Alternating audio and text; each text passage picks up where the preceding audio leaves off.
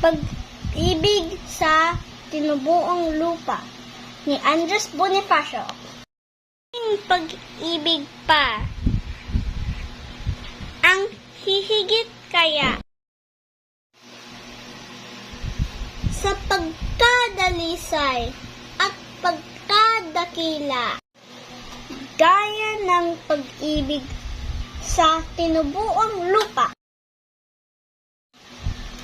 Aling pag-ibig pa? Wala na nga. Wala. Mabuhay ang Katipunan!